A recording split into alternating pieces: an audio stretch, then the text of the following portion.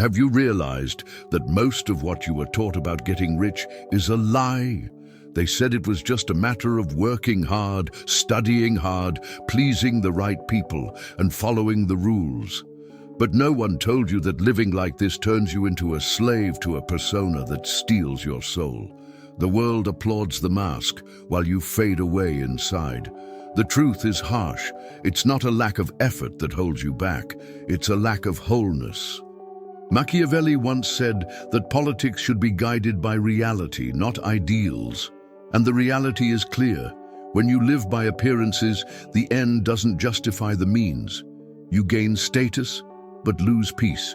You collect likes, but hide scars. But there's a forgotten secret revealed by Jung. True prosperity isn't born of the ego. It's born of the self. It's when you stop pretending and start living wholeheartedly that money stops being a race and becomes an inevitable consequence. And that's exactly what I'm going to show you now. The price of pretending to be someone you're not. There's an invisible but devastating cost to pretending to be someone you're not. The individual who lives by appearances, seeking only external approval, becomes an actor condemned to perform for an audience that never truly applauds. It's like putting on a veneer of virtue just to fit the social mold, unaware that one's own soul is being mortgaged. With every forced smile, every swallowed opinion, every imposed silence, a hidden wound is born. It's precisely in this space that politics, guided by reality, not ideals, manifests itself cruelly. No matter how bright the mask, inside, the feeling is of exile from oneself. Machiavelli would say that those who try to please everyone lose self-respect because there's never an end that justifies the means of self-effacement. In the real world, the bill arrives in the form of anxiety, emptiness, and even psychosomatic illness, reminding us that there's no calculated use of force against one's own essence that doesn't exact high interest. This price is evident in real life. Think of someone who spends years in a job they hate just to maintain the status of success that others admire.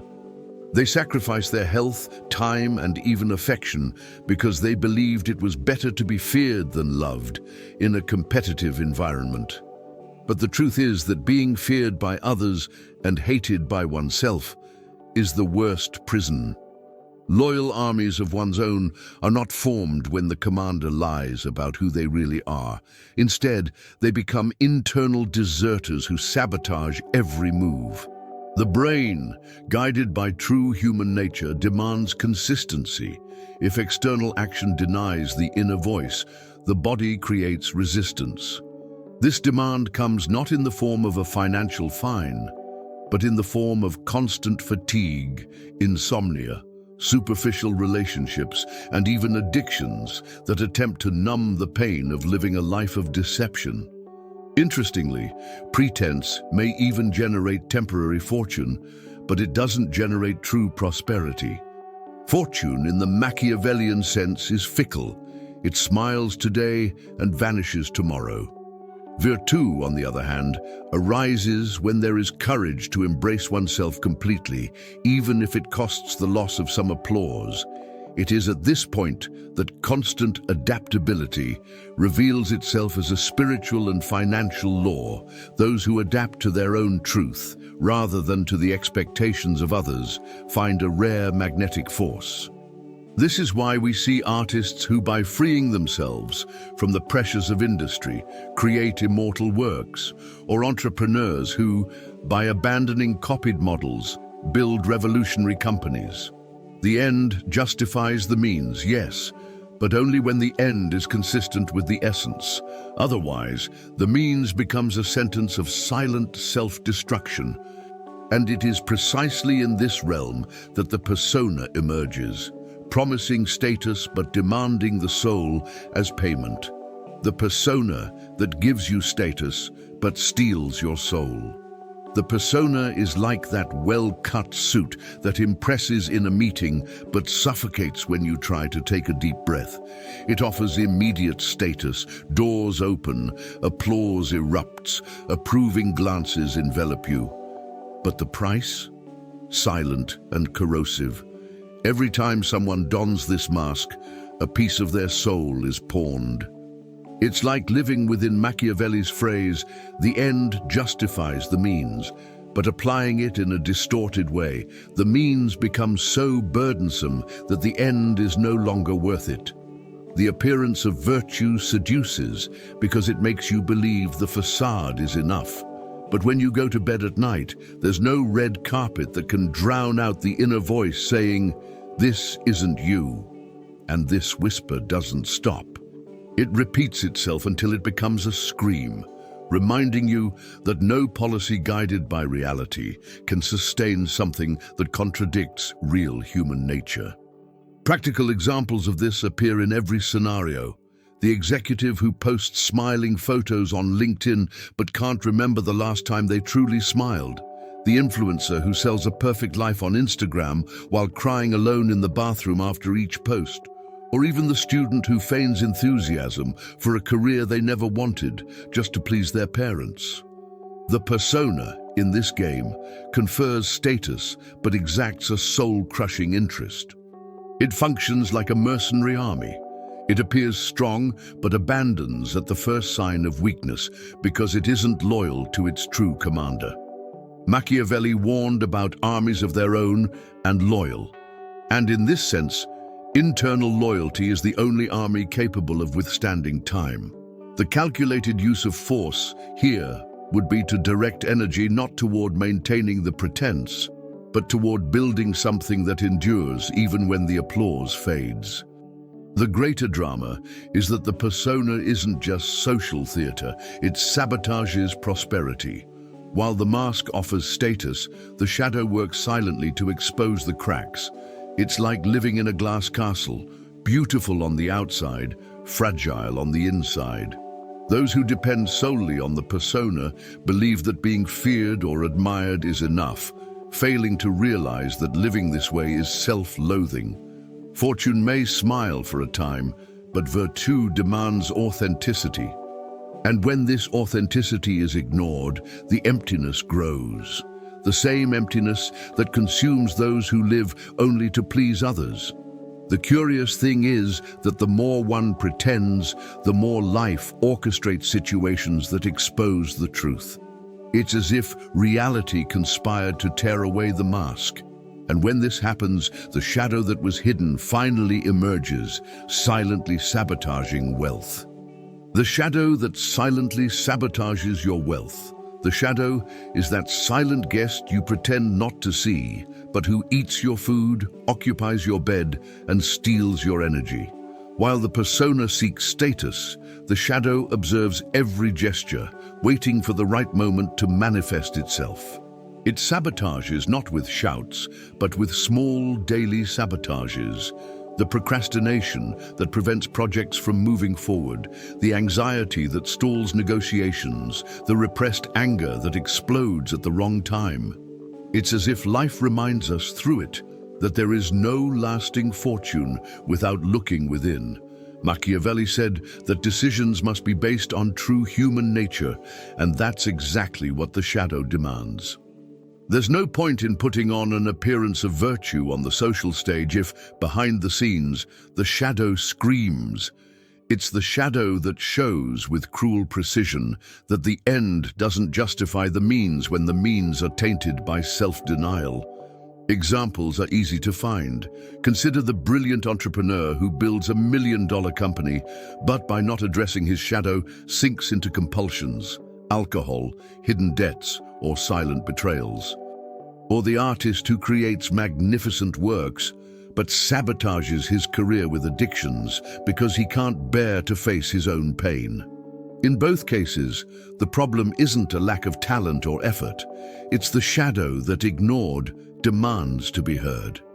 Machiavelli warned of the danger of relying on alien armies. Here, the shadow represents this internal mercenary army, which turns against you if you're not disciplined. The calculated use of force at this point is not to crush it, but to integrate it.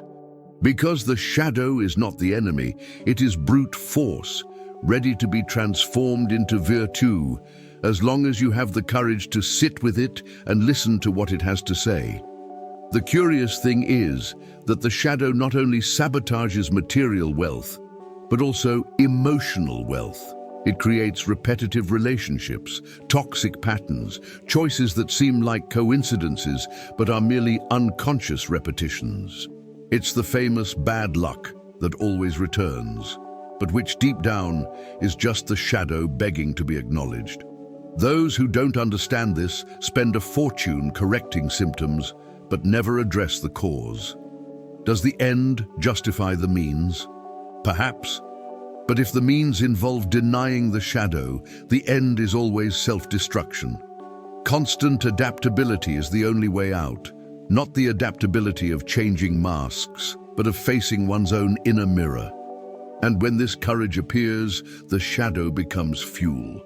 Because deep down, what silently sabotages your wealth is also what, if accepted, can multiply it. And it is in this paradox that the emptiness of living only to please others arises. The emptiness of living just to please others, living to please others, is like building a crystal palace in the middle of the desert, beautiful on the outside, fragile on the inside, and unsustainable in the long run. Every gesture, every choice, every word is shaped to receive applause, but the echo that returns is always the same: loneliness. Machiavelli said that it is better to be feared than loved when the game is power, but when the game is life, being loved by everyone at the expense of oneself is the most silent defeat. Politics guided by reality, not ideals, shows that it is impossible to satisfy everyone, yet thousands insist on living as if it were possible. Does the end justify the means? Perhaps in war, but never in emotional life, because here the means, the constant renunciation of one's own essence, end up devouring any end, and the consequence is emptiness, that hole that grows even amidst applause. This emptiness manifests itself in subtle ways. The young person who chooses the career their parents want, even though their soul demands a different path. The adult who marries to fulfill social expectations, but spends nights wondering if it's love or just conformity. The woman who smiles in every perfect photo, but no longer recognizes her own face in the mirror. All these examples reveal the same dynamic: an appearance of virtue, constructed to avoid being hated, but which robs them of the chance to be authentic. The calculated use of force, in this case, should be reversed. Instead of expending energy trying to fit in, force should be used to sustain the discomfort of being who they truly are. Because pleasing everyone is, at its core, the art of silently disappointing oneself, and that costs dearly. And the most perverse thing is that this emptiness isn't healed with extra applause, extra praise, or extra likes. The more you feed your persona, the more the shadow takes its toll. It's like relying on mercenary armies. They seem strong, but desert at the first challenge. Loyal armies of your own only emerge when you have the courage to raise banners that truly represent who you are. Constant adaptability here doesn't mean living by bending to expectations, but learning to say no without guilt and yes with truth. It's this movement that begins to transform the emptiness into fertile soil. And it's in this soil that an unexpected revelation emerges. The pain you try to hide when looked at head-on can turn into gold. It's the discovery that your pain is also a treasure, but only for those who dare to stop living to please and start living to be whole. The discovery that your pain is also gold. There's a truth few dare face. Pain, the very pain you spend your life trying to numb, can be the most valuable gold mine that ever existed. Every wound carries within it a key, And it is precisely at this point that life reveals its irony. What seemed like weakness, when transformed, becomes a magnetic force. Machiavelli would say that the end justifies the means, and in this case, the means is pain. The end is the virtue that arises from it. It's no wonder so many stories of great leaders, artists, and entrepreneurs begin in suffering. It's the rejected son who transforms rejection into courage. It's the humiliated child who transforms wounds into talent. Politics guided by reality, not ideals, shows that there's no way to live without pain, but it also shows that it's possible to convert it into raw energy to build something no one can steal. Consider concrete examples. Viktor Frankl, imprisoned in concentration camps, found meaning precisely in suffering that seemed unbearable. Nelson Mandela, after 27 years in prison, emerged not as a broken man, but as a leader capable of reconciling a country. And how many entrepreneurs who went bankrupt and were ridiculed turned those scars into fuel for businesses that later changed the world? These are not isolated cases. They are living proof that the calculated use of force lies not in escaping pain, but in redirecting it. When you realize that the shadow can be integrated, what once sabotaged you becomes your own loyal army. Because pain, when not denied, becomes an ally. It is constant adaptability in its purest form, the ability to transform a blow into a stepping stone, and with each step, the gold hidden beneath the wound begins to shine. The most impressive thing is how pain, when embraced, ceases to be an enemy and becomes a teacher. It teaches more about prosperity than any crash course in finance. Because the prosperity born from pain isn't just material, it's emotional, spiritual, and even relational. Those who transform their wound into virtue become magnetic. People trust, follow, and invest. The end justifies the means, yes, but only when those means are embraced with courage, not denial. And in this process, pain reveals itself as alchemical gold. Not a gold that shines to display status, but a gold that strengthens the root. It is precisely at this point that a new question arises.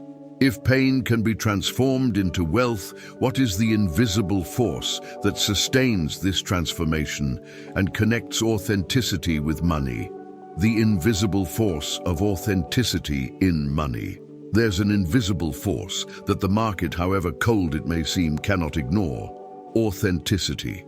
It can't be bought or copied, but when it appears, it creates a kind of magnetic field around those who carry it. That's why some entrepreneurs thrive even without initial capital, and others, even with inherited fortunes, can't sustain what they have. Politics guided by reality, not ideals, shows that people don't just buy products or services, they buy stories, trust, and consistency.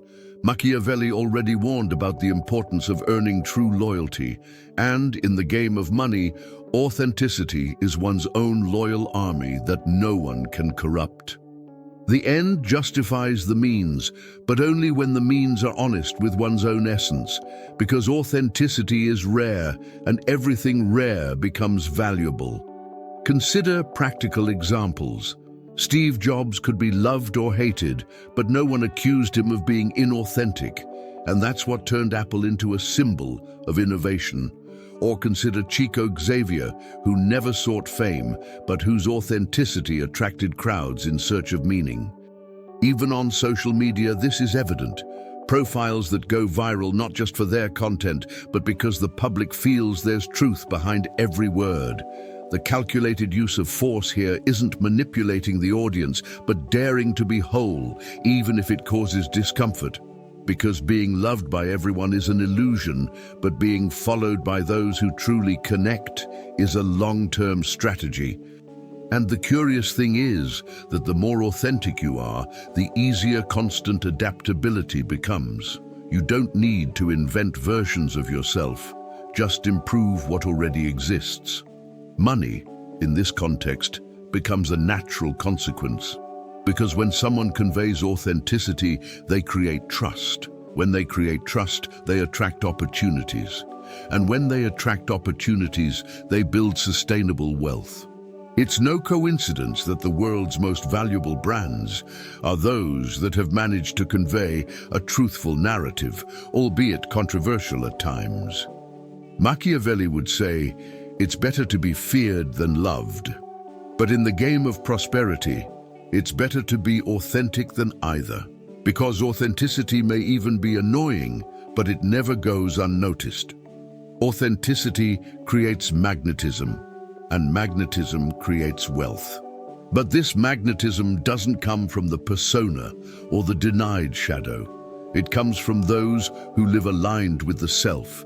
And it is precisely at this point that the magnetic power begins to be revealed, showing what happens when someone lives in accordance with their own center.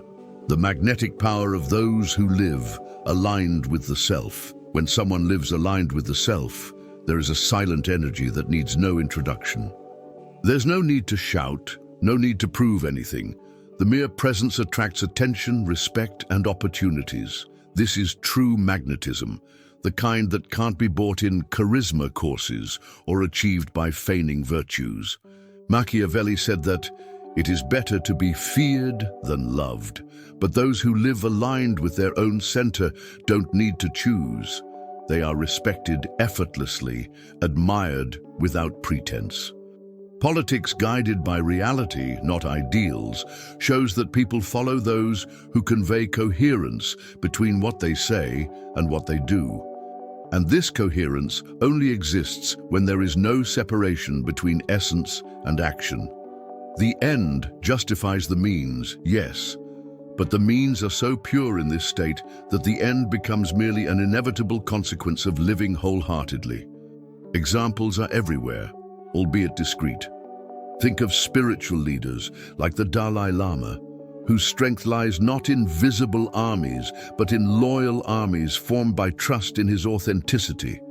Or figures like Elon Musk, who, despite being controversial, mobilizes investors and entire markets because he lives by a non-negotiable personal vision. This magnetism isn't about the appearance of virtue. It's about the virtue that arises from the integrity between shadow, persona, and self.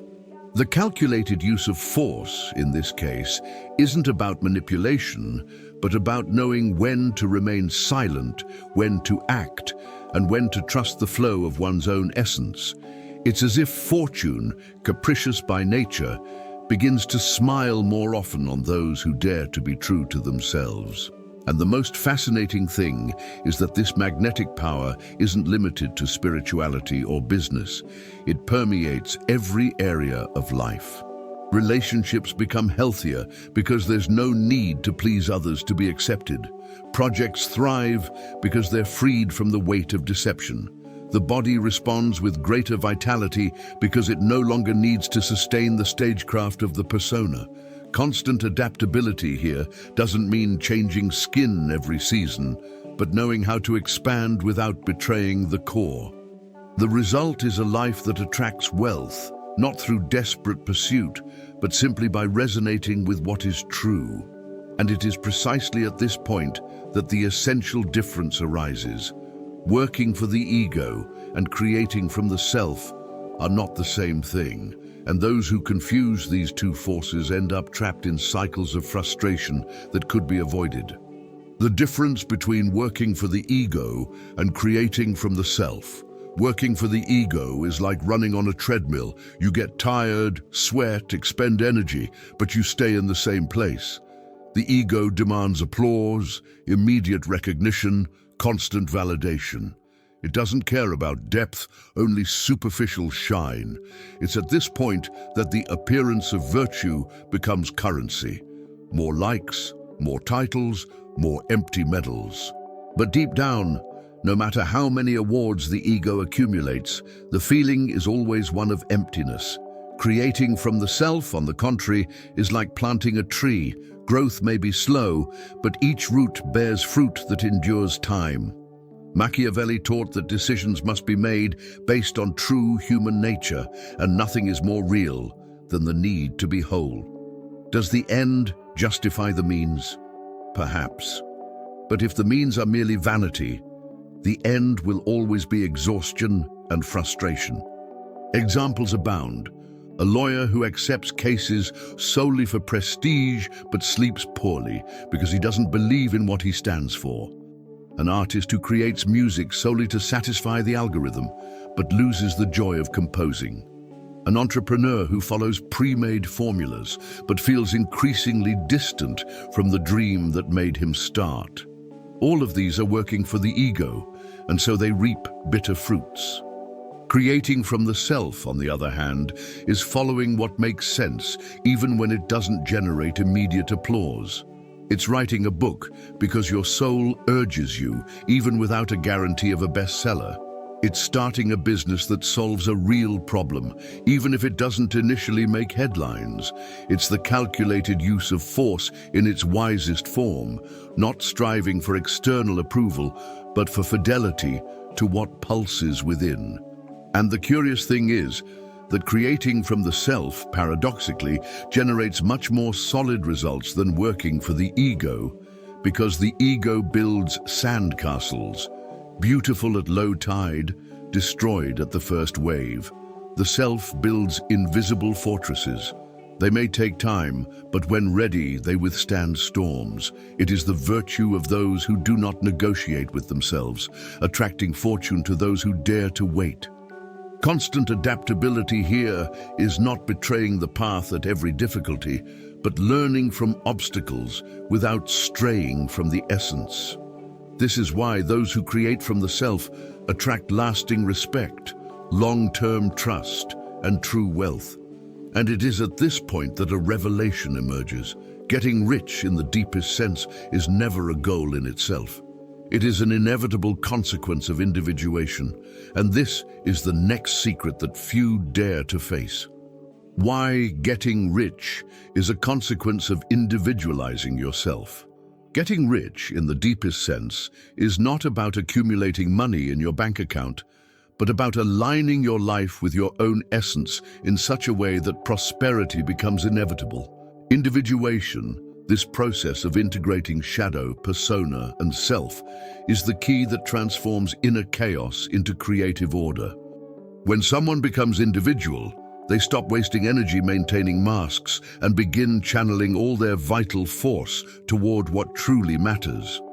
Machiavelli would say that politics guided by reality, not ideals, shows that true wealth only arises when one faces real human nature without illusions. Does the end justify the means? Yes, as long as the end is to be whole and the means to live in coherence. Those who become individual do not need to chase fortune. It becomes a natural consequence of virtue cultivated in silence. See how this works in practice. A fragmented person, trapped in roles that don't belong to them, spends more energy pretending than creating. An individuated person, having integrated their contradictions, accesses a constant creative force. It's like the difference between a mercenary army and a loyal one-man army. The former abandons mid-battle, the latter fights to the end. Individuation creates this internal army, aligning thoughts, emotions, and actions. There's no dispersion, no sabotage, no wasting time with masks. The result? Focus, discipline, and magnetism. And when this energy manifests, money ceases to be scarce because it becomes attracted by coherence. It's as if the market, people, and even wealth automatically recognize those who are whole. But the most powerful thing is realizing that becoming rich as a consequence of individuation isn't just material, it's also spiritual. Thriving here means having emotional health, truer relationships, and a life that doesn't need filters to appear good. It's the constant adaptability of those who know how to navigate between victories and failures without losing their bearings. Because the ego seeks wealth to prove something.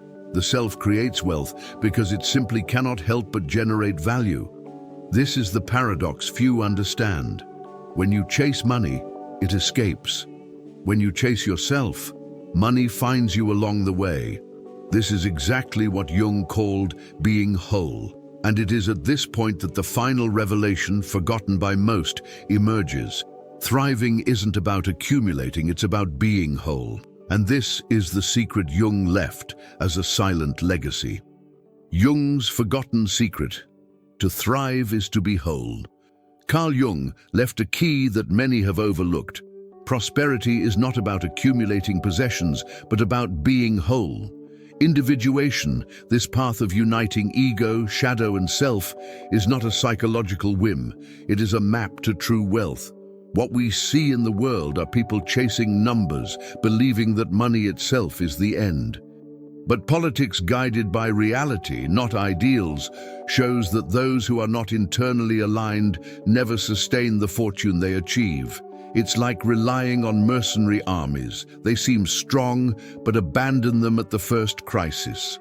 Those who become whole create their own loyal armies, capable of weathering any storm. Machiavelli said that it is better to be feared than loved, but Jung showed that true strength is neither fear nor pleasing. It is being so whole that respect comes naturally. To thrive is to be whole, because only wholeness unleashes the creative energy that transforms pain into work, shadow into virtue, wound into strength. Fortune smiles on those who no longer need to pretend, because it recognizes authenticity as a currency more valuable than gold. The calculated use of strength here is to direct energy not to sustain masks, but to build a coherent life. And this coherence is magnetic. It is no coincidence that so many who experience processes of individuation ended up having a profound impact on their time. Think of Jung, who dared to confront dominant psychoanalysis; Gandhi, who turned his own life into a manifesto; or even artists who, by abandoning commercial formulas, created eternal works. They all had something in common: the courage to be whole, even if it cost the world's approval. This is the forgotten secret. Prosperity is not a goal, it's a side effect of wholeness. It's not about chasing more, but about aligning with what already is. Does the end justify the means? Yes, but only when the end is wholeness, and the means are choices that don't betray the soul. Constant adaptability in this sense isn't about changing masks to suit the audience, but reinventing yourself without losing your center. Those who understand this discover a rare freedom, no longer needing to please, compete, or pretend. Money then ceases to be an obsession and becomes an expression of one's own coherence. And it is precisely at this point that the cycle closes. Getting rich by being 100% yourself is not only possible, it's inevitable. But this secret, forgotten by many, still needs to be remembered. And that's where the introduction to the journey you're about to hear begins. Now I ask you, how many more years of your life will you spend wearing a mask that doesn't belong to you? How many opportunities have you missed out on fear of revealing your shadow? And how many times have you believed you needed to pretend to be someone you weren't, just to receive applause that doesn't buy you a second of peace? The truth is simple and brutal. Getting rich while being 100% yourself isn't just possible. It's the only form of prosperity that doesn't crumble. But here's the point few have the courage to face. If you don't apply this knowledge, everything you've just heard will be just another forgotten video in your mind. What will you do with the gold you discovered in your own pain? Will you continue trying to please others, or will you finally build your own loyal armies within yourself? Will you work for your ego or create from the self? If you feel like this calling has already begun to tear at your skin from the inside, then the choice is yours.